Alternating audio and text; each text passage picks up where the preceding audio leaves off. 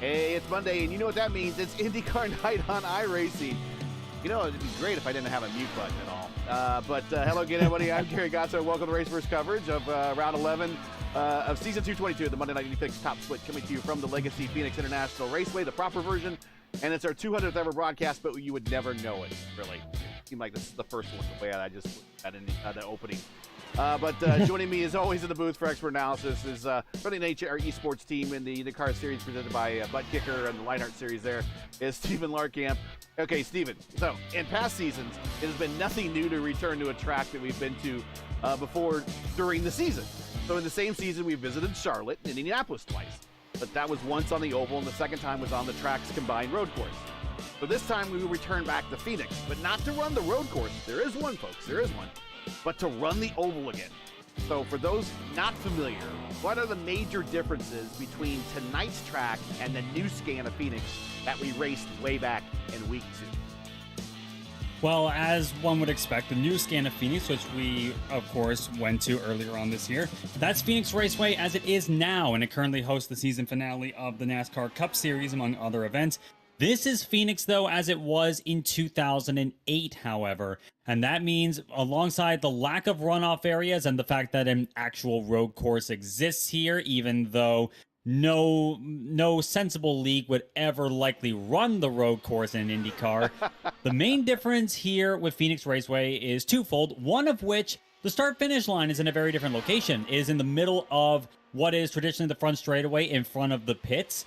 And it's pretty much in a normal position where it is and where it is here, except for now, of course, where it is in the middle between turn 2 and the dog leg in the middle of the back straightaway. So a very odd arrangement these days. But the other main difference, of course, is the track surface itself. Alongside the curbing that you have here, there's no runoff here as well. There's actually grass in the infield that you have to worry about, and you can't really go too far down low. But the track is also really bumpy. It's got some, you got a lot of picking. You got to pick and choose where you want to run here. Phoenix Raceway these days, however, is a lot smoother. It may be a bit easier to pass here. The passes here are quite a bit difficult to pull off here on the old Phoenix, but it makes it that much more rewarding, I'll say, when you actually complete the pass here. And in my humble opinion, the old Phoenix just got a lot more character than the old one, as well as being a challenge for old and new drivers alike. All right, track records you need to know for Phoenix. The USAC track record, Bobby Unser, 148.699 miles per hour in the fall of 77. The kart record, Brian Herta, 181.952, which we're in the neighborhood of that right now with provisional pole for spots at 182.293. Herta set that in 95. And the IRL IndyCar track record, Elio Castroneves, an unbelievable 194.905 miles per hour, set in 2017. Most career IndyCar wins at Phoenix. This includes the spring and former fall race that ended in 86. The virtual who's who of IndyCar royalty. Al Unser Sr. is 6, Gordon Johncock with 5, Mario Andretti, Bobby Unser, Johnny Rutherford, AJ Foyt, Tom Sneva with 4, Rick Mears with 3.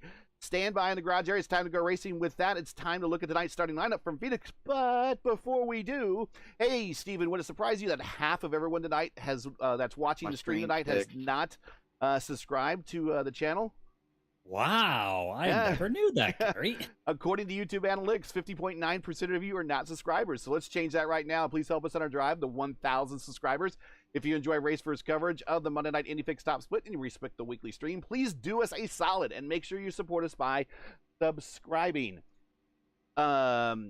We have less than 200 subscribers to go to get to the magical 1,000 mark. So help us by hitting that subscribe button right now. We can't get there without you.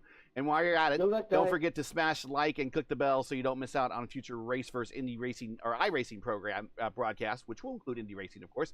So let's get into the desert. And for tonight's starting lineup and call the opening lap here at Phoenix, now we'll turn it over to our camp.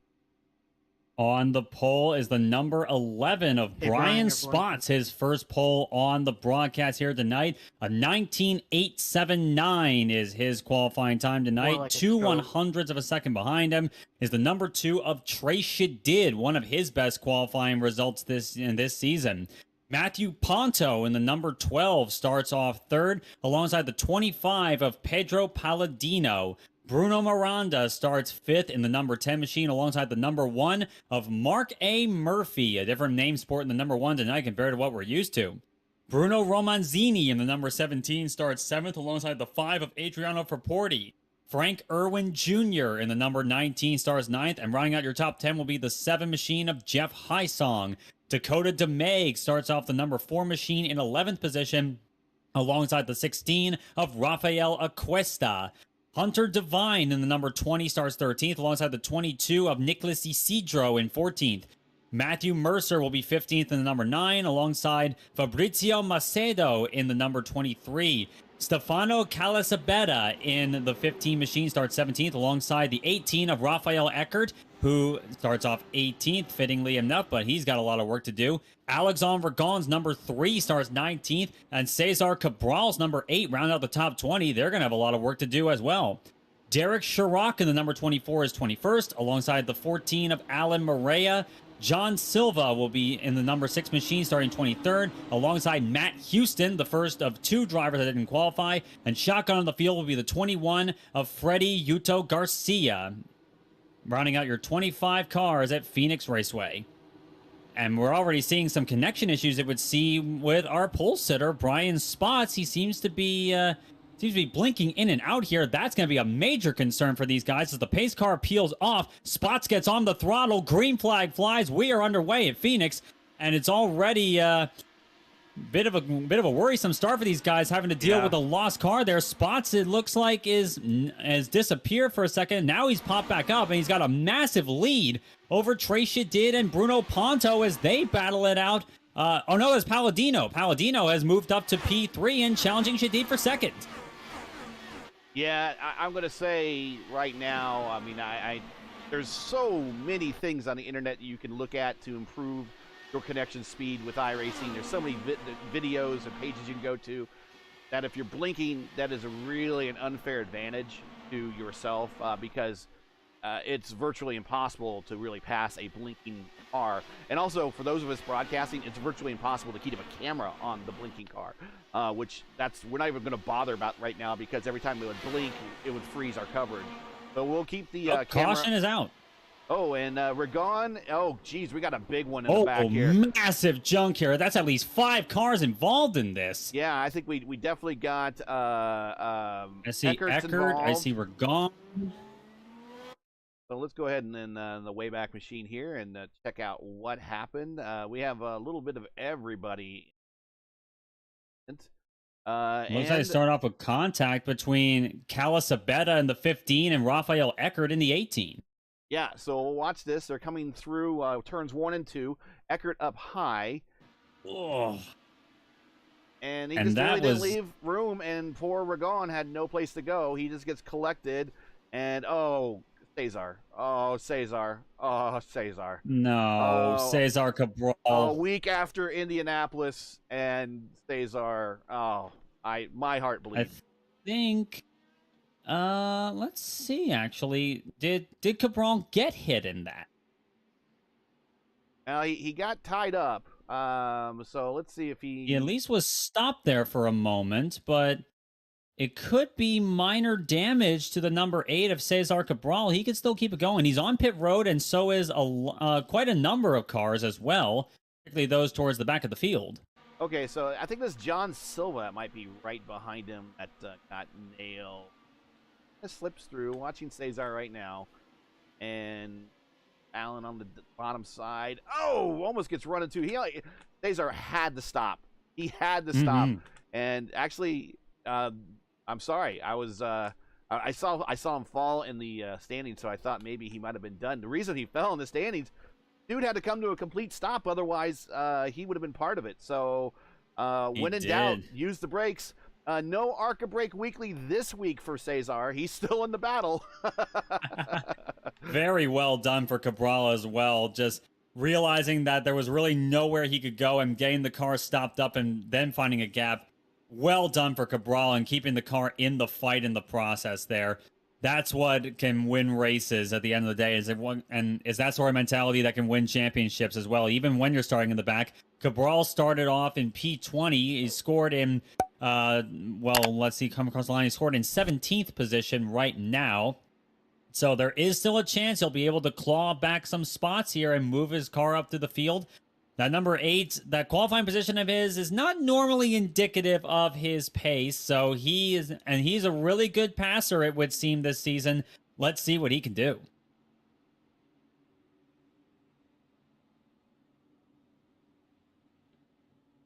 I think we're getting ready to. Yep, lights are out on the car. Again, would like to follow Brian Spots, the leader, but he is just blinking like mad, so we'll keep the camera on Trey Shadid. And yeah, Spots is going to get a huge lead here because of the blinking. Yeah, I'm like 9 times out of 10 for this stuff. It's unintentional and it's just an internet connection issue, but it is a major advantage for Brian Spots, albeit a non-intentional one. Oh, caution is out. Was that someone in the wall there right in front of the leader?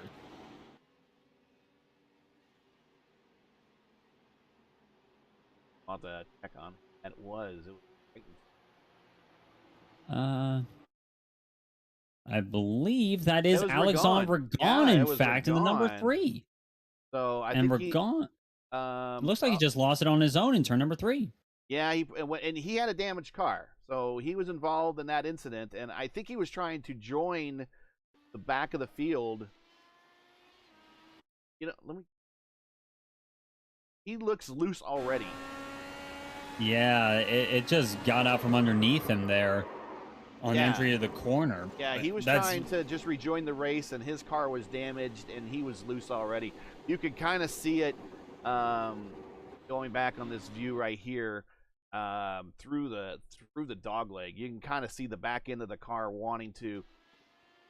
Looks like it wants to unload on him right there. Yeah. And there it goes. As soon as he turns in, boom, done. So, yeah, no improving that I rating for Ragon tonight in that Red King car, unfortunately. His regular teammate, Pinero, is not here. So, I think we only have one of the Red King cars out tonight for the Brazilians. Is done. And that's another interesting topic there. When I saw who was in tonight, one conspicuous absence was Adriano Pinero, the championship leader. But let's not forget here, with as massive a lead as he has this season, he's capable of just sitting out these next few weeks, and he could be relatively fine for a championship. Only 8 weeks are counted, of course. Yep. And we're well past that point now. So he's... Yeah, well, and also strategically keep in mind this is Indy Open this week is at Indianapolis, so that's where a bulk of these drivers are going to be at that particular race, and it also that also feeds your oval rating. So if he's part of a team, which he is, and he probably has a good setup, open setup, he's probably going to be over there trying to farm some I rating out in that particular group of guys. Versus this, there's only 2 splits tonight for Legacy at the top. This one and a second split, and that is it. So that's why we have so many cars, 25 cars in tonight's starting lineup. Normally, you don't see that unless it's like Indianapolis, where we'll have a full field of like 20. So we're getting ready to go back racing here shortly. We got 10 of 85 in the books. A bit of a slow start. A bit of an ongoing incident brewing at the front with Brian Spots, our leader, continues to blink. And I would advise just anybody, if you're blinking and someone tells you you're blinking, especially in a race like this where you can impact someone else's rating. I don't want to say get off the racetrack or something like that. I know there's several leagues that will actually send you to the EOL or give you an EOL. They'll send you to the back of the line. And then if you don't improve it, this won't let you continue to participate. But there are many YouTube videos out there that you can do to help improve your internet connection, as well as stopping that blinking. That's I would just advise anybody who has that problem from home, just start researching it a little bit. It takes some tweaking, but you can probably alleviate it by doing some standard researching. Not saying Brian hasn't done anything. It's just.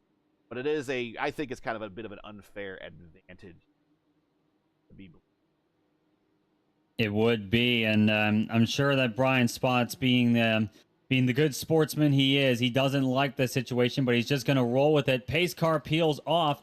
Shadid trying to see trying to figure out where Spots is there, but he's got Palladino all over his gearbox. Spots once again with the big launch, and here comes Palladino looking to the outside in turn number 2. Oh, does he get his nose in there? He did, but he was able to pull that pass off. Still side by side, and now Shadid clears him. Palladino, though, right in his wheel tracks. Meanwhile, behind them, Ponto and Miranda battling it out for 4th. Digging Ponto's choice of livery this week. It's the early 80s AJ Foyt Valvoline livery. Right on his 6 right now. Mark Murphy, one of our hard chargers the last couple of weeks. Miranda has cleared that 12 machine of Ponto, and now here comes Murphy to the outside going into turn 1, and he clears him handily there. And that low line, like running strictly that low line there, not quite the preferred option here. And notice Mark Murphy is wearing the number 1 this week with Pinero out. A little bit of a different look numbering-wise on a lot of these cars. Mark Murphy is your number 1 car this week, so he is the one with the highest I rating on the racetrack at the moment. And he is looking to improve that by trying to run down Bruno Miranda and the Yukos Hollinger eSports entry there. So close on the outside. Miranda Palladino. Around the beautiful move by Miranda around the outside of Palladino, and he takes over 3rd spot. This has been a lightning fast start so far for that number 10 machine. What a run so far. And now he's got Trey Shadid. He's going to try and run down as well. Can he do that? And meanwhile, Mark Murphy, as you mentioned, he's starting to close up on Palladino himself. Murphy about 2/10 up on Palladino on that last lap there, closing in quite considerably. He's running a bit of a higher line there. You can see him running that groove there. It's giving him a lot of momentum on corner exit, and an added benefit is not really wearing out the tires as much here. Palladino mostly sticking to that low line there, and that could well, it's ideally the best line there, but maybe not quite so much in practice, especially with the bumps to consider here at Phoenix and how much momentum you're trying to get out the corner. There's contact. There's contact. And I don't think Palladino expected Murphy to keep rolling on the outside there, and Murphy had a run and ends up sneaking through on the outside. Again, we mentioned it before. We'll say it all night long. The higher line is the faster line around here, so you got to watch the car. Not normally you're watching the car to your left, right? Because they're on the inside. That's the faster line. Here you got to watch the car on the right. Indeed, and I'm pretty sure pretty soon the penny's going to drop for Palladino that he's going to want to run that higher line here. I'm sure right now he doesn't want to, I'm sure his thought process is that he doesn't want to be in the slipstream of Mark Murphy in front of him. Oh no, Palladino's around! Palladino's lost it off of turn number 4. He's in the wall. Caution is out once more. And that looks like a single car incident, just a self-spin off the corner for Palladino. Yeah, and doing a little talking pre-race to the boss man, who's also in this race. He's currently back in P19 now. He said that this setup has a feeling that if you use too much weight, Jacker, you're going to get that loose off of 4-bit, and there it goes. Tries to catch it. Oh, it almost runs up right in front of. Oh, there's another car that got involved in an incident there. It is. I'm not sure. Let's see this. But there's a black car that looks like it lost its front. Oh, that might be Nicholas Isidro. Yeah, that is Nick Isidro. We know him from the Revolution IndyCar League. Let's see. Continues. Locks up. Back into Frank. He loses. I'm seeing gets in the back of Frank Irwin Jr. Yeah, he gets in the back of Frank Irwin Jr. He gets. It looks like his wheel started wobbling, but it snaps back into place. But he's going to have to get that nose replaced for sure. So some others checking up. Another incident occurring that was going to take Isidro. Well, it's going to take him to the back of the pack. Well, no, that's going to take. Now looking at Irwin Jr. His rear wing is down. So he's going to have to stop and get that fixed as well. And so that's going to take both of those back to the back of the pack. That's just one of them racing deals. I can't really say that anyone is at fault there. Yeah, I don't think Isidro realized that Irwin was checking up as much as he was there. Irwin, of course, he had no idea where Palladino was going to end up in that whole affair. So I don't blame Irwin at all for that. And Isidro just sadly didn't realize what was going on in time there. And now I'm seeing Irwin does have a rear wing replacement there. Isidro has his front wing replacement there. Yep, he's moving. So they're both down and away. Yeah, Isidro got out before Irwin here. We were watching that. He got the new front wing. Frank Irwin is out now. Yeah, he's got a lot of work to do. And actually, this let's talk about fuel now. Are we still early? Get to the end? Or are we going to be right at the edge for those that just stopped now? I would imagine right now we're just on the cusp of it. I believe fuel numbers here would be around 60 laps or so. So it's going to be very, very close indeed. A caution for sure would probably guarantee it at this rate. But with a lot of the leaders having not pitted yet, this could well be where a lot of guys that pitted early, they could make an interesting strategy work depending on how the cautions land. Out the front of Trey Shadid here, kind of what he has to work with the car in front of him. Still got at least a lap to go back to go. If you're just joining us, this is Race First coverage of the Monday Night Indy Fix Top Split coming to you from the Legacy Phoenix International Raceway, proper Phoenix, where we've completed 24, now 25 of a scheduled 85. If you're enjoying Race First coverage of tonight's race and would like to monetarily support our commentary team, make sure you donate via our GoFundMe link in the description. For your convenience and so you don't lose out on any action on the track, you can donate right now and still listen to our call of the race. All you have to do is right-click on the link in the description, open our GoFundMe page in another tab, make your donation. And just like that, if you're done submitting, you can close the tab and be right back with it. Just that easy, and we thank you very much for any donations that you make. Again, these things aren't easy. They require time and money to make, and you guys viewing at home are a big part of that.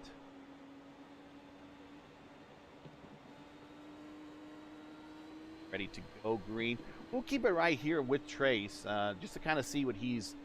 Yeah, you can't get too close. You just really can't get too close. Because he's kind of working with...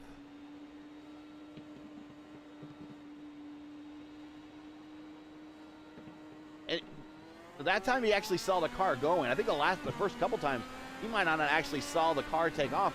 And indeed he was. Yeah, Spot's got 8/10 already of a lead already going into, not even to the dog leg. It's still a massive advantage nonetheless. We see him now entering 3. I'm sure that Spots would not want this situation to be transpiring. He doesn't want to be blinking. He wants to race these people as much as he wants to win.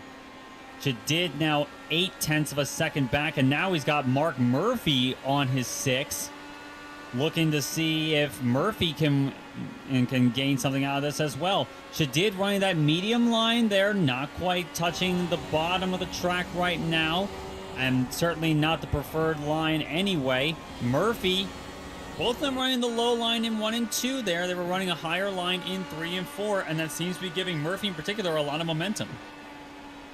We're going to look at the back of Trace's car. There's Mark Murphy coming at him from the high line. Cleaner line, faster line. And Murphy now taking a bit of a higher entry there into turn number 1, trying to straighten out the track as much as he can here. But when he gets into turn 3, caution's out again. Not sure who it is. Frank Irwin Jr. Frank Irwin on pit road. Yeah, yes, it is. And we'll just go back in the Wayback Machine here now. Now I'm willing to bet that those that stopped, now it's no longer the cusp. I think they can probably make it. They probably can at this stage if my numbers are correct on this. And because of that, I think we're liable to see a lot of the front runners looking to make their pit stops here. Yeah, let's see what happened to Frank Irwin Jr. here, just coming into turn number 3 and 4, gets loose, goes down to the apron, and I don't know if that was a result of the damage taken in the incident that he had with the Sidro right as the last caution was coming out, but it does look like his car got loose as he was doing the turn in because he got to the bottom of the racetrack and then onto the apron really quickly, got unloaded the backside of the car, and he was tail first into the wall, and that's going to pretty much end his day, unfortunately, right there on pit road. So now let's get back onto the action of the track, and we'll go right back up to the front, and no, leader not stopping. Except for Brian Spots. He's on pit road. Is this a scheduled stop, I wonder? What? He's going up on the jacks. He's going to, looks like, get a new set of tires and the whole 9 yards here. Down and away, he is rejoining, so yep. This is going to be interesting. 8.1 in the box. But Trey Shadid, Murphy, Ponto, Romanzini, and Schrock still have to pit. Guys, did Dakota DeMaid pit earlier, I wonder? Dakota DeMaid pitted on he pitted very early. He's now 21 laps into his current stint. He's going to inherit the lead more than likely. Matt Houston, his teammates, joined him up in 7th. He's up 17 spots, and I think they chose just to stay out. Raporti stopped. He's the first car, I think, to stop this time around, as well as, of course, Brian Spots did. Most everyone else is 9 laps into our current stint. I mean, they pitted not at the last one before that, because I think we were only under lap or 2 last caution anyway. So interesting. Dakota, if he's saving fuel, he might. Oh, I don't know. You would have to tell me it'd be cutting it awfully close. I still think he has a stop.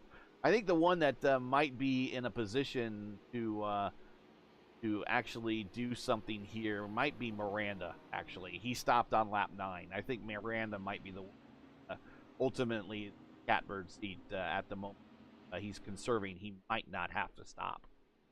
Possibly, but it's still going to be a stretch regardless. He's going to have to be in map 5 for certain if he's going to make that strategy work. And, of course, go to map 8 immediately when the cautions come out, which I'm sure everyone who's aware of that option, I'm sure they've been doing that anyway. So it's still going to be close to call on that one, but I think more likely than not, they might need a splash at the end of this one. Well, if they keep up these caution. Well, true. If it does turn into as much of a caution fest as we fear, it could well be it could well be you do this on 1 or no stops. But I don't know about a no stopper. That would be interesting. I don't think we've yet to see and fixed anyone do a no stopper yet. I haven't seen a no-stopper in years in the fixed series, but pace car peels off, and Trace Shadid is your new race leader. Finally, we have a race leader we can actually see properly most of the time. Mark Murphy blinks that time. Oh, Murphy having some little bit of a connection woe there, but Shadid with a good start pulls away quite handily, and Murphy gets a great launch over Ponto. Ponto kind of left behind a little bit, and he's got Romanzini and DeMay to deal with. But Trace Shadid over the line, starting lap number 35. It's a half-second lead between Shadid and Murphy, and a 0.7 of a second gap between Murphy and Ponto.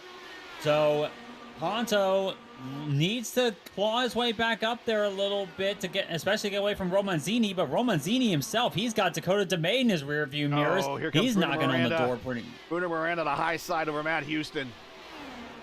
Well, if Miranda's fuel saving, you can't tell, can you? No, he might not be. He might be banking on some more cautions, but yeah, he passed the boss man up high, coming out of 3 and 4, and now he's tracking down Derek Schrock there in the purple car, and then right in front of the purple car is Dakota DeMay there in the 5th spot in that number 4 Sunset Arctic car. Miranda working that higher line there. Strock running a lower line again there. Strock he is running a lower line there through 3 and 4. And you look at the momentum Miranda's getting on corner exit there. That's showing that while it may look like the preferred line from the outside, it certainly isn't, because you're losing momentum. That's the big thing with really any oval, but particularly here at Phoenix with a lot of downforce to work with. Now Miranda's got Matt Houston to deal with. Houston running that lower line, not quite able to close up as much, but he is still giving Miranda something to think about. Cabral and Morera in a big battle back here for the 9th and 10th spot. They keep looks like swapping it back and forth kind of right now, and looks like Morera trying to find the best way around Cabral. Cabral doing a pretty good job at putting his car in a spot where it's not allowing Allen to pass him at all. Cesar Cabral basically doing what he needs to do here, playing defense. He's running a higher line as well. Car the wall. Fabricio Macedo is in the wall, coming off of 2. I don't know if we're yellow or not. I see Macedo still continuing. And Hunter Devine is, in fact, the damaged car. He's on the apron right now. That's right, in Hunter. We got Hunter. with... Hunter Devine in the Krispy Kreme car, and I think we're still under green. So we are. And Devine brings it onto pit road, so no caution from that incident. Yeah, Macedo is not involved there. Sorry to anybody following him on the broadcast. He is clean and green. There he is. Well, actually, he's clean in white and green, red, but he is not damaged, folks. But he's back in 15th. There's Porty, a regular Monday night Indy fixed top split participant right there, right behind him. But back up to the front, Ray Shadid now. Actually, we've seen him lead laps before in fixed, but not this many consecutively, as he is now putting another lap lead in the books. And let's not forget, I think I just did briefly, and I should remind everyone at home, Shadid and Murphy are working together. So there's even though they don't look like they're painted identically, I believe they are working together in some voice channels. There's another car on pit road, not sure who that is. So I would imagine there is some planning going on about strategies at the moment between these two. And then right there in PC, Matthew Ponto in that, Ponto in that very cool AJ Foyt throwback. I see Rafael Acuesta on pit road there, and it looks like he's actually gotten out of the race car there, so that may be night done for Rafael Acuesta. Terrible break for him there. But Matthew Ponto still holding station, it would seem, with Murphy and Shadid. And we talked with Murphy before, I believe, after the race at Motegi, and indeed, he and Trey Shadid do communicate with each other. But I think even in spite of that, you look at Murphy closing up. He's within 3/10 now of Trey Shadid. I think that even if they are working together, they're going to be respectful to each other, but they both want to win this race. Well, and I think you have to. And you've raced with teammates before, and your teammate as teammates, you know who's the faster of the two. And if the guy behind is faster, you guys are going to plan a pass that's going to allow basically maximum effort, not to quote Deadpool or anything, but maximum effort on the racetrack, meaning you're not going to lose any time to the non-teammate that's sitting behind you in that third position. So I would imagine that if Murphy got close, they would plan that pass rather strategically. But we seem to be a ways from that. Murphy about 4/10 abreast there of Shadid. Ponto about 5/10 abreast of Murphy. So that you see all the intervals right now. Closest battle on the racetrack. Let's go to Bruno Miranda here. He is stalking Schrock still, and he is trying to find the way around him, and he still hasn't found the way yet. And part of it has to do with these tires are, well, they're pretty well spin at this point. So now everyone's just trying to maintain as they get to either the next caution or when they do have to stop. We'll see. Well, as we're working lap number 51, indeed, we do have a lot of worn tires out there for sure. And, of course, we've had quite a few caution laps as well, so that will help the tire wear situation as well as fuel. But all the same, this track is known for being hard on your rubber, so you got to be able to manage it. You got to be able to run smoothly here. And that's one of the reasons, aside from momentum, why you see the higher line being more prevalent than the low line here. It's putting less strain on the tires themselves. So you're seeing a lot more people running up high and being faster for it, not just over one lap, but over the whole run as well. Yeah, we had quite a bit of attrition already tonight. We have 16 cars remaining still entered. Hunter Devine is showing on, well, now he is moving. He is repaired, and he is in the 16th spot, currently 7 laps down. Freddie Udo Garcia showing him still in the car on pit road, but he is currently showing in 19th. I'm not sure if he'll return. 18 cars on the lead lap. Last car is Macedo right there, as he is currently in P15. We've pretty much seen everybody are going down. It's pretty competitive race despite the high attrition at this point. The top 5 are pretty well stuck together. Very true. And now, as I see, for Porty, he's actually gotten himself around Matt Mercer for P13 right now. That battle, though, between Miranda and Schrock, they're side by side right now. Miranda working the high line there, forces Schrock down low, and there he goes, zooming around him up to P6. There's a pass. And I tell you what, I mean, Miranda really does not have to race these guys extraordinarily hard up front, because they're all going to have to pit before him, including DeMay. All these guys are going to have to pit before him. Yeah, we'll see. I mean, the first four are now 57 laps into their current stint. So I would imagine they're getting down near the bottom of their tanks. I would suspect we see them sometime in the next 10 laps or so. Something to that effect, yes, as Miranda goes to the low side of Dakota DeMay for P5. Does he make this one stick? Yes, he does. Dakota, of course, probably fuel saving a bit at this point here, but move that number 10 machine back up to 5th place where he started this race. Can he run down Romanzini, Ponto, Murphy, and Shadid, I wonder? He doesn't have to. But again, the big question mark of all is fuel. He doesn't have to if he doesn't want to. All he needs to do is stay ahead of the cars behind him, really, because Shadid, Murphy, Ponto, Romanzini, they all have to stop. Very true. But the question mark I have here is, how effective has Miranda's fuel saving been? You mentioned he pitted around lap 9 or so, was it? If I'm not mistaken. No, he pitted 9 laps into the current stint. I don't know if I got an overlay that I can. No, I don't have an overlay really quick that could tell me what lap he did stop at. But he is currently, let's just do the math. I mean, he's 37 into his current stint, so 60 minus 37, and there's your math. Yeah, so that's saying to me he is in a good position fuel-wise. I think he may need to save a tiny bit, but overall, I think Miranda is definitely the driver in the best position at this point, as we're keeping an eye on the race leaders. Lap 23, and that's I do remember like a lap 23 saying there's pit folks coming in. It's going to be close, and we kind of agreed that it would be close if they did stop. So we'll see. But if we get a lot more caution, like bang, bang, bang, bang, bang right in a row, these four might not have to stop at all. I mean, we're 62 of 85. We're quickly coming to 20 to go. Laps are very quick here, of course. Around 20 seconds is the average lap speed in race trim here at Phoenix International Raceway. But still, I'm keeping an eye of course, on when everyone comes in, and of course on Bruno Miranda as well, to see if this strategy indeed works out the way we expect it to. But Shadid and Murphy still holding station with each other, but Murphy now under pressure from Matthew Ponto for second.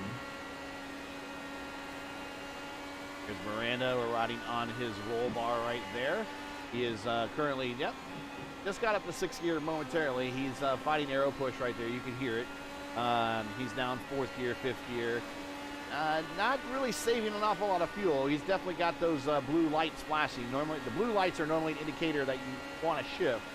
And then when you want to shift, you know you're at the high end of the rev range, and that's when you're using the most fuel. So, but he's slowly getting into Bruno Romanzini right now. We got the battle of the Brunos coming up right here for 4th spot momentarily. Bruno versus Bruno. Which Bruno will be the winner of it? Miranda, looking at lap times there, Miranda was about a 10th faster than Romanzini on that last lap here. Probably with, as we mentioned, with likely less fuel concerns to worry about. Miranda has the luxury of going for it at this stage. Romanzini, though, probably not as much. Romanzini kind of running a lower line right now than Miranda. Interesting. The battle for the lead has gotten really tight. I'm wondering if you guys decided that we're going to try to start conserving. Maybe so. Shadid probably turned down the wick a little bit. Ran a 20.951 on that last lap. Murphy with a 20.840, and Miranda around the same, 20.8. And they got lap traffic coming up in front of them here shortly. It looks like that might be Matthew Mercer, one of them. Yeah, Matt Mercer is the last car on the lead lap right now, down in 15th position. And that is the race leaders catching up quite handily over them. 15 to go this time. Yeah, 15 to go right now. So 15 laps to go this time by, and they will be the money laps for certain here. Whose strategy is going to work out the way they think? it looks And like right now, Brian the Spots big one may well be Miranda. Looks like Brian Spots finally did drop. If we're showing him out currently in an 18th spot. So unfortunately, not a good day for him on the top split, but hopefully we can get that connection looked at, corrected, and we can see him in a go. Here comes Murphy down to the bottom. Nope. Murphy poking his nose in, not quite enough, but I'm keeping an eye on Ponto. Ponto sees that as an opportunity. That loss of momentum from Murphy trying to pass his teammate there. That may well be blood in the water for Ponto right now. But Murphy still holding on to that position and still close behind the number 2 of Trey Shadid right now as they're catching up to the lap car of Matt Mercer in front of him. I mean, the 10 to go here shortly. I would imagine that these guys would have stopped by now if they had to stop. Otherwise, if they stop when it goes dry, close to the end, they're going to go down a lap and give up a ton of track position. I would imagine these guys, I'm just guessing. If it was me, they've made the decision that they're going to go to distance. So we might see this no stopper. They could probably definitely use a caution between now and then. And Miranda was saying, taking a really good look at the safer barrier in turns 3 and 4 without hitting it. Really close there. He's trying everything he can to deal with Romazzini. Oh, he has to check up for Matt Mercer. He has to check up for him heading down low there. No contact is made, but Miranda has lost a ton of momentum there. And now here comes Dakota DeMay trying to close the gap. I hear Mark Murphy, I should say. I can hear him on the radio saying that there was debris everywhere.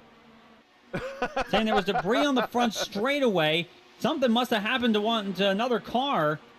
I'm not sure what, though, but either way... Ponto is on the apron. He is heading to pit road right now. So he's done. He has said that he's given up his chance to win here. Ponto's the first one to blink. Will the rest of them fall shortly here? I'm keeping an eye on Shadid, Murphy, and Romanzini in particular, and Miranda... Still working that higher line, it would seem.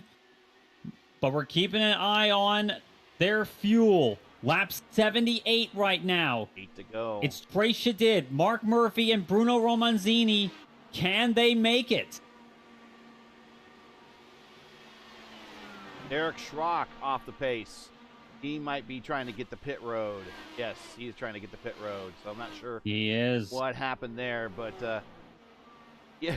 You know, funny thing is that there's no debris cautions here in this game or in the sim, but I could definitely hear...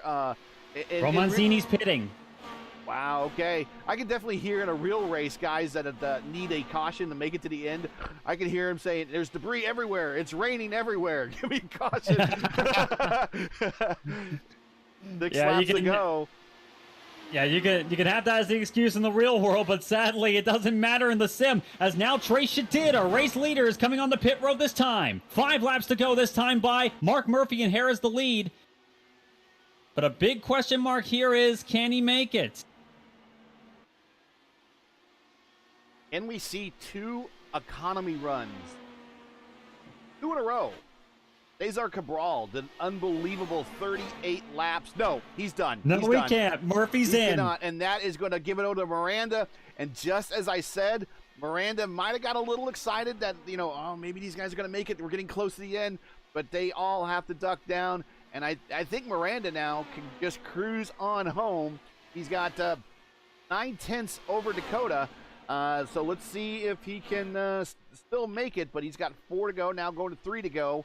And I think this is the breakthrough that Miranda's been looking for all season long. It's been a rough season for him and the Yuko Hollinger eSports team here.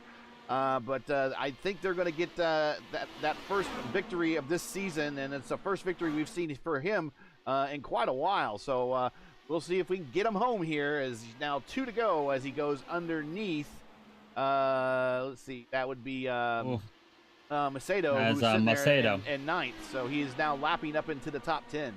Coming to white Last flag lap here. this time. White flag in the air. Bruno Miranda, about a 6/10 of a second lead over Dakota DeMay, who himself has the lap card of Macedo to deal with. I doubt it will be enough, though, as DeMay works that high side. But now Miranda, as he goes to the low side of another lap car off of 3 and 4, he will make it. Bruno Miranda wins at Old Phoenix. Well done for him. Finally, the breakthrough he's needed.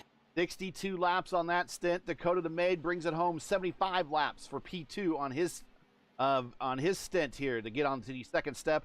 And Matt Houston, the boss man, 74 laps on his final stint, brings him to the third 24th step, to a podium. to the podium. 21 spots gained. So a good showing for the race first duo. A second and third, but a win too. Yuko's Hollinger eSports team, and could that possibly be a good sign for Callum Eilert coming up this Sunday in the Indy 500? I would certainly hope so, especially with not just Miranda's association with Junkos, but also the association of another member of the IndyCar community within iRacing, Adam Blocker. He works with Ilmore for their Chevy engines, and he's working directly with the Junkos organization at the Indy 500 this year. So good luck to him. Good luck to Callum Eilert and everyone at Junkos. And your boy, Bruno Miranda, he just got himself a great win here tonight in the top split Indy Fixed race.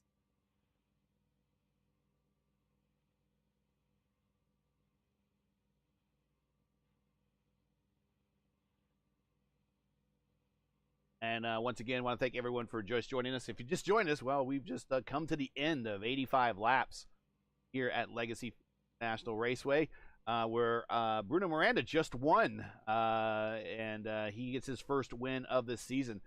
Make sure that if you haven't done so already to like, share, and subscribe. We'll get to the interview room here momentarily, because we know we're going to have at least two guys to talk to, that's for sure.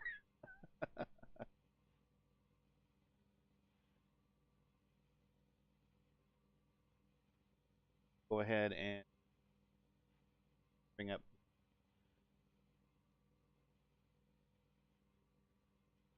Matt here. And Houston. Yeah, Matt, go to there. So go ahead and bring early.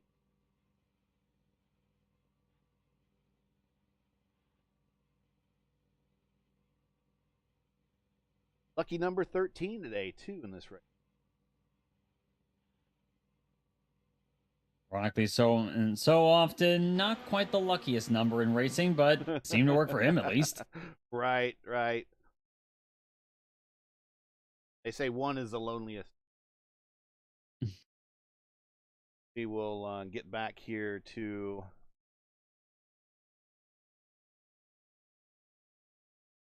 bringing up Matt. Make sure to donate to the broadcast.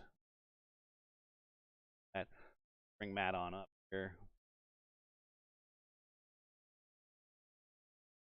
Well, this is the first. Bringing the boss man into his own broadcast booth for his first podium of Indy Fixed, at least a broadcasted podium. I know you probably have more wins and podiums on unbroadcasted races. You were actually saying before this race that you had a pretty good feeling of this thing, and was it necessarily the setup, or was it more strategy? Because it seemed like strategy is really what got you there.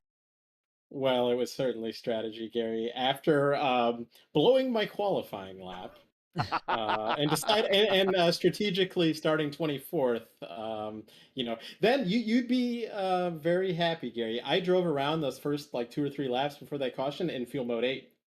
Because I knew that I was just going to be doing that fuel save strategy this whole race. I did a bunch of topping off, that kind of thing, and then about 60 to go. I think that's about when we were going green to the end. We had some caution, but like you're about 1 liter a lap, maybe a little bit more than that. So it was going to be close, but We made it to the end. Me and Dakota kind of doing joint strategy there. Um, yeah, congrats to Bruno on the win.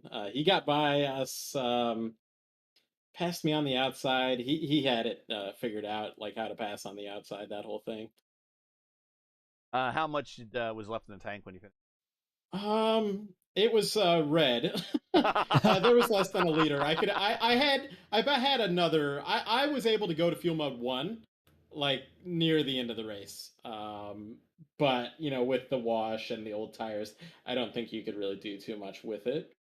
I was able to fight off the guy behind me with that, by switching to fuel mode 1. All right. Well, I mean, not a bad week for you. I mean, you got a top 10 in your open race, and you got a podium here. So, are we going to see possibly do an open race later this week at Indianapolis and try to do a repeat Possibly. there? Yeah. Yeah, I might do the Friday iRacing Indy, whatever that's called. We both know what that's Stay called. tuned, people. But Stay tuned. just so you know, I started getting serious about this. I've been watching the Division 2 points. I was fourth before this race. I might be moving into. I wanted to get a top 3 Division 2. So this should, at least inch me closer to that. It might take till next week to get there. But hey, thanks to you guys for doing the broadcast, Gary and Steven. You guys are awesome up here, and of course, thanks to my wife out there for letting me do this stuff,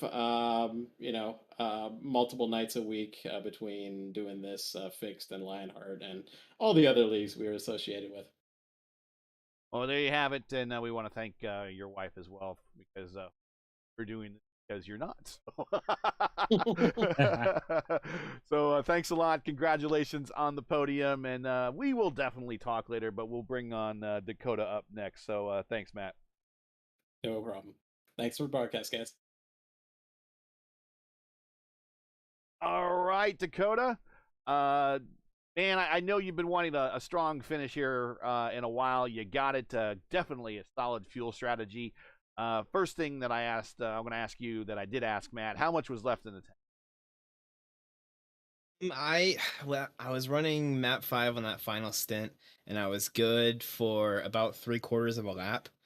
And then when there were 2 lap cars in front of Bruno, I turned it up to map 1, and I said, "All right, I'm just gonna go for it and see what happens." So I'm pretty sure I probably finished like with 2/10 of a gallon, so right on the edge. Yeah, I just needed one more caution in that. Yeah. In the earlier stint, so then I wouldn't have to run map 5, and then I probably could have defended against Bruno, but that's just not how it played out. So, but I mean, second is still good. So I'll take it. Go ahead, Steven. Well, overall, would you say obviously it came down to a fuel strategy race, and it was and the start, of course, was really chaotic. That helped facilitate that.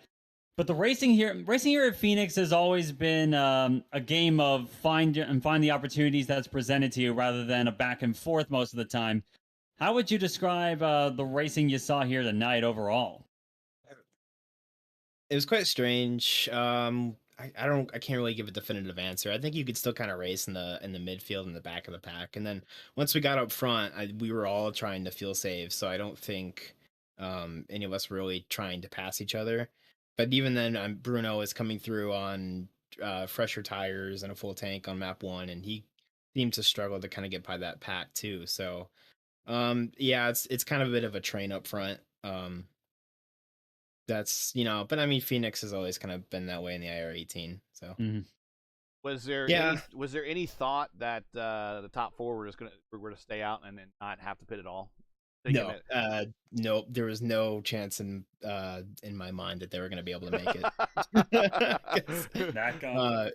Burning fuel so much, and even on that stint, I was like, "Oh, I'm really stretching it." And if I'm stretching it, those guys are not going to make it. So, I think the last one pit with 5 to go, and that was probably another 2-3 laps than what I thought he had. But yeah. So at what point then did you decide I'm not passing anybody? I'm just going to wait people out?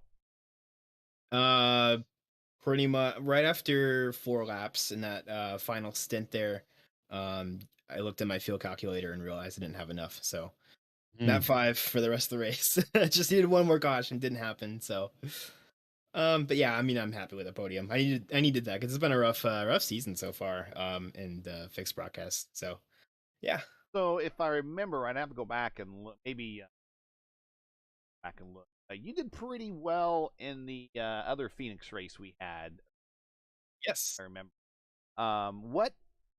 So since you did well in both, what are the differences between the two in terms of the race that's in week 2 and this particular race here in week 11? Same configuration, but 2 different scans. You said that you particularly enjoyed. You thought the setup for New Phoenix was actually pretty good, but it made it really made it leveled the playing field. I think is what you said, because everyone was able to go so quickly. You really needed someone to make a mistake in order to get a pass on them. Was it more the same here with this particular setup, or was it more of a driver's race at some point? This was one of those tracks where if you try to make a pass and if you don't pull it off, someone behind you is just going to pass you. So you really had to wait for that opportunity for someone to kind of not be able to take the right line through a corner. New Phoenix, on the other hand, they increased the banking on their corners, right? That's certainly what it feels like, and that mitigates some of the aero watch, so you're able to follow closer. Which and it's also kind of more flat out on the track, so you can run multiple lines there pretty easily, more easily than this Phoenix configuration where it's a bit more flat. So preference wise, is a new track or old track? For me, it's a new track. Blasphemy! You do not know it. I know. You do not know Indy. You do not know Indy at all. No. I know. There's only of one correct answer. A lot of the Gomers that want the old Phoenix to come back. Shame. I seem to be in the minority here of wanting to go Indeed fast. You are. Sorry. All right. Well, he finished on.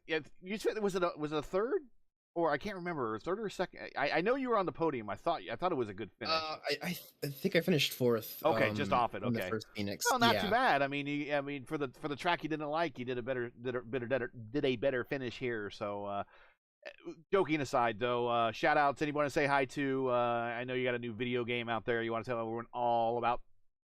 I sure do. You guys can check out Echo Blade on Steam. It's finally out. It is a puzzle combat action dungeon explorer.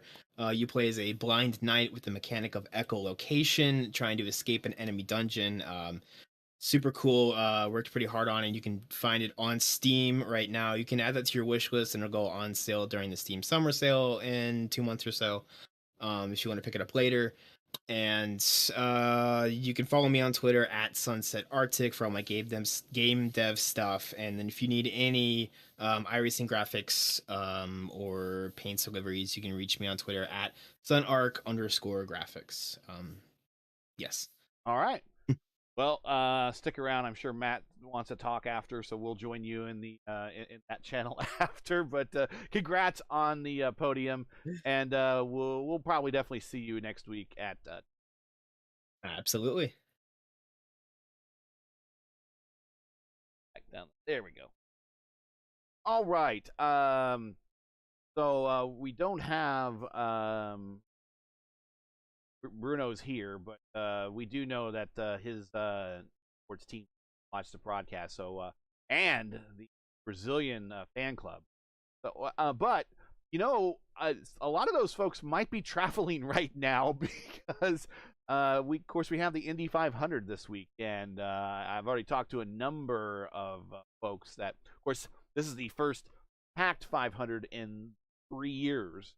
So a lot of people are traveling here that haven't traveled to the 500 in that time frame as well. So, and since then, the whole iRacing landscape has kind of changed with more participants, and because of the pandemic at less. Not surprising that we don't have a huge fan club following out there, but I know they're going to watch us after the fact.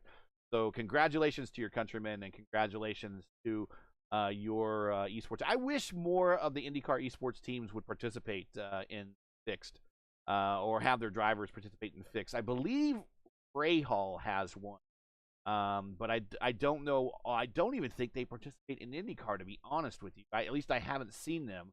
But I wish more of the IndyCar teams would have their esports team. That'd be. Steven, we get we get a season, and we get get the chance to see him race on 2 tracks, the old one and the new one. Kind of almost the same thing, really. Kind of surprisingly, a little bit different though. But now we move on to Texas, and we're not going to Legacy Texas. We're going to the version of Texas. Yeah. So different radiuses and everything going on. It's really turned Texas quite into a driver's track now. Before it was just kind of keep your foot buried and turn left. In some ways, it has, very much so. Though in this case, I find it's one of those instances where turning into a driver's track may have made a few things worse, and it doesn't help that Texas is kind of had itself at the center of controversy right now, especially after last night's NASCAR All-Star race. But that's not a problem in this league, though. Oh, no, definitely not. No, not on the service. That's what I mean. They're not on the service, yeah. Yeah. But Texas Motor Speedway, it's never been my favorite oval, and I'm not the biggest fan of the changes they made a few years ago here, to put it one way. But Texas can certainly make for an interesting season finale here. You get a lot of driving, kind of similar to what you saw here at Phoenix. One end of the speedway is very good at gathering momentum, whereas the other end is really good for making passes, the passes themselves. So Texas can still be a good race, no doubt about it. It's just not my favorite mile and a half personally, but I definitely think that. But I think Texas is still a pretty good place to have the season finale. We've had it before a couple of seasons ago. So I think, and so it's still going to be a lot of fun to see these guys race, including one of my teammates in the Lionheart IndyCar Series, Andrew Marquez, may be making a start here on the Monday night broadcast. All right. Well, remember back in the old IRL days, Texas finale for. Indeed, it was. It's good to see either Texas or later it was Homestead. After that, it was kind of Fontana. See those races make an appearance at the back end of the schedule because it makes sense in car-wise. Before we do the final standings, let's call our shots, shall we say. Give me a couple picks for this 500, because next time when everyone sees us will be next Monday, so it'll be post Indy 500. What do you think right now? I believe it's the fastest field in history, and no track record was set, so that tells you something. What are your thoughts? What are you thinking? Boy, is that a hard question to answer, because I like to have some sort of indication that someone is the favorite here. Scott Dixon is likely one of them, of course. I'd say another would be Renus VK, and to throw something out there for the veterans out there, Tony Kanaan. I'll have him as my third. I'm going with Dix. The dude is should have won it at least one time in the last 3 years, and one thing or another has prevented him. So Dix is going to get a second. That's what my brain tells me. Now I'm a Newgarden fan, and I believe that if he doesn't win, he'll be the longest tenured IndyCar or driver for Penske that hasn't won outside of Ryan Briscoe. Forgot about Ryan Briscoe about this before, because I was definitely thinking for sure Paul Tracy, but Ryan Briscoe drove for him and didn't. But you also got to go through the history of drivers that have all driven for Penske, and a number of those that didn't. Not everyone can win with Penske, but normally your best shot comes with Penske. So that's my favorite. But my heart wants Ed Carpenter for a change. I think the city will probably melt down if actually. But my brain is telling me that. My brain is telling me Dix. So we will go with Dix. We'll see how these predictions stand out and hold up here in about a week's time. let's get the final standings up here on the screen. Get on out of here so everyone can get their Monday nights back here as we are. This is basically a holiday week in Indianapolis. And unofficially in Indianapolis, you get a 4-day weekend coming up, whether your employer likes it or not, because most people don't show up to work on Carb Day. They come down, I can't say magically sick, especially after the last 2 years, but prior to the pandemic, people came down magically sick on Friday. So a lot of the Indianapolis businesses give out. So this is kind of a holiday weekend. So we want to give everyone back as much as their time this week. But let's get up today's final results and get on out of here. Bruno Miranda with a great win, good strategy and everything. Dakota DeMade, Matt Houston also with the second best strategies there on the racetrack, got them the second and third. Alan Morera, he gets himself up the fourth. Great run by him. Nicholas Isidro, the RIL veteran, and we'll be actually broadcasting the first race in the RIL here in about 2 Wednesdays. He's one of the participants there. He finished fifth, a great finish for him. Jeff Heisong, one of our compatriots there in the Lionheart Series, nice top 10 there with 6. Cesar Cabral for stopping. He came to a dead stop on this racetrack at one point, folks. Went all the way to the back because of just trying to avoid a wreck. P7 for Porty P8, Macedo P9. Mark Murphy, well, it's not indicative of his run at all. And this certainly says the same here for Murphy, Romanzini, and Ponto. These guys were at the front all day long. That's just their strategy didn't work out. They finished 10th, 11th, and 12th, respectively. Matt Mercer, 13th. Tracy did. I'm not sure how he fell to 14th, but had a longer stop than everyone else a little bit. But he did fall to 14th. The Schrock, Derek Schrock. I like wrestling. Call him the Schrock. Here, P15. Good run for him. Hunter Devine, 16th. Cuesta, 17th. Garcia, 18th. Brian Spots with the connection issues, 19th. Frank Irwin Jr. with a rough day, a couple of incidents, 20th. Palladino Silva, Stefano Casiabetta, Rigon, and Eckert. Stefano Casiabetta was in our split for the Indy Open, Indy 500, Open Indy 500 that I was working with Matt on, and he almost had victory in that race. Almost. He had a different fuel strategy that really, really worked out. So I want to give him a shout out, even though that he finished not so hot here, 23rd, I think, or 23rd, because we had 25 cars total. The overlays, but he had a great run there. Almost won, should have won, but didn't. So just wanted to send out that you were noticed. That's all. But that wraps up the field here. Rigon and Eckert, the final 2 spots. So that's it. Let's get on out of here. Give everyone back their Monday night. So clear the graphics and.